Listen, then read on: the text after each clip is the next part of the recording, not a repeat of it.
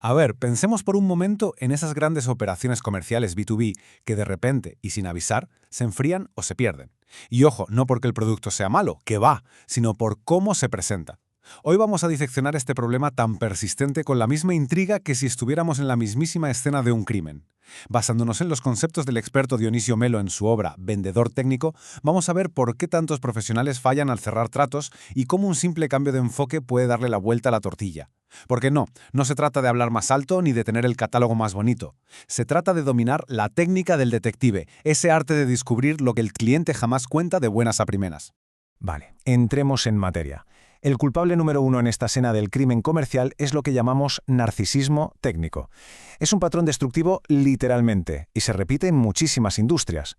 Es esa tentación enorme que tienen los expertos, ya sean ingenieros, desarrolladores o especialistas de cualquier tipo, de creer que su verdadero valor está en demostrar cuánto saben. Entran por la puerta con catálogos de 40 páginas, soltando especificaciones técnicas a diestro y siniestro como si el cliente fuera un alumno que necesita una clase magistral. Pero seamos realistas, en el mundo de los negocios el cliente no quiere una clase, quiere resolver un problema operativo o financiero muy urgente. Así que abrumar con conocimiento puro es básicamente ignorar el dolor real del negocio. Y claro, soltar toda esa parrafada técnica tiene consecuencias fatales. Es como chocar de bruces contra dos muros. Por un lado, creamos la barrera de la confusión. Al saturar a la otra persona con datos, su cerebro se pone a la defensiva. A nadie le gusta sentirse ignorante. Así que la respuesta ante tanta complejidad suele ser un educado, bueno, lo voy a pensar o pásame la propuesta por mail, que todos sabemos que es el cementerio absoluto de las ventas.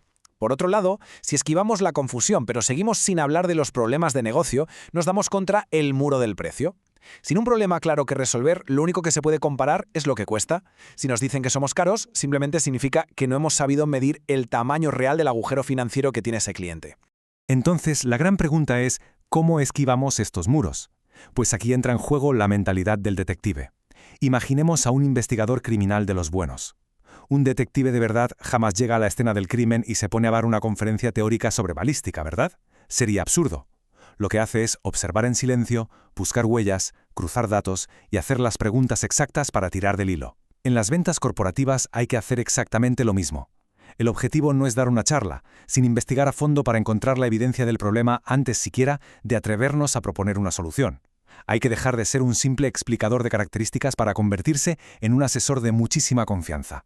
Y aquí es vital entender el concepto del iceberg. Lo que el cliente nos pide en la superficie, ese típico «necesito un presupuesto» o «quiero mejorar esto», es solo la punta visible. Debajo del agua hay fuerzas y presiones enormes que rara vez se confiesan en los primeros 5 minutos de reunión. Hablamos de motivos ocultos pero superpoderosos. El miedo visceral a perder terreno frente a un competidor directo, una presión asfixiante por reducir costes para el próximo trimestre, o simplemente el agotamiento de un equipo humano que no da más de sí lidiando con procesos obsoletos. Si no rascamos lo suficiente para sacar a la luz estos factores, solo estaremos vendiendo humo, características vacías que no alivian en absoluto estos dolores reales. Pasamos a la sección 1, las 3 dimensiones. El experto Dionisio Melo propone un marco de indagación profunda espectacular para llegar a ese dolor real del negocio.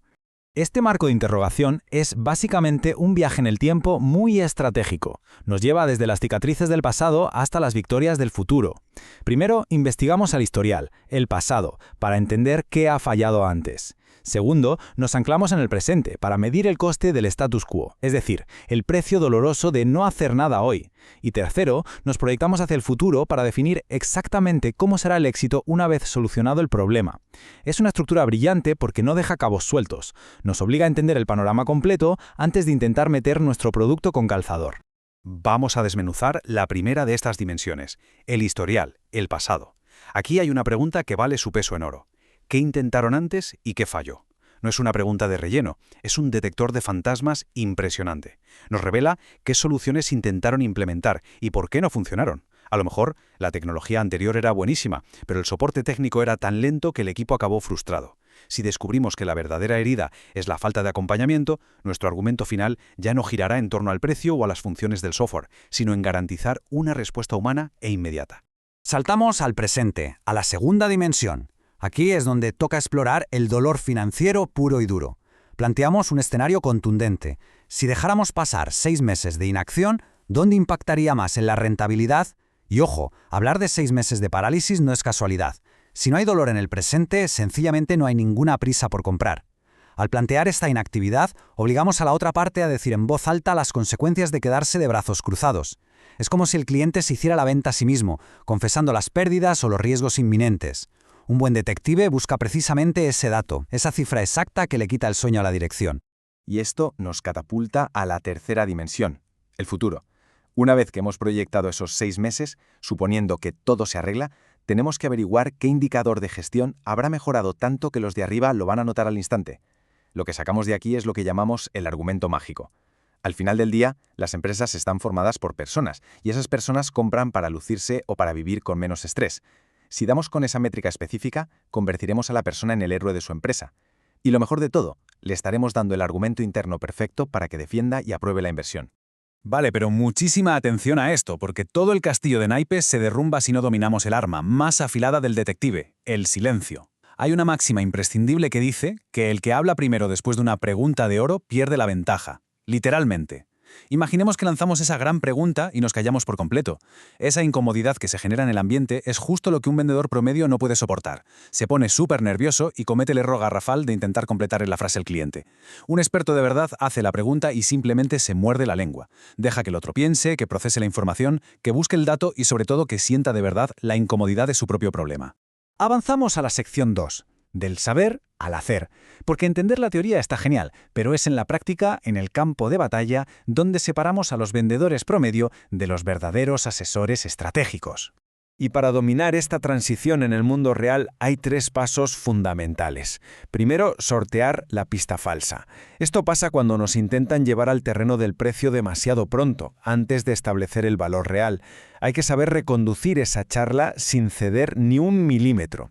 Segundo, afinar la lectura no verbal. Como verdaderos detectives tenemos que aprender a interpretar esos silencios tensos o las evasivas cuando tocamos temas sensibles de presupuesto.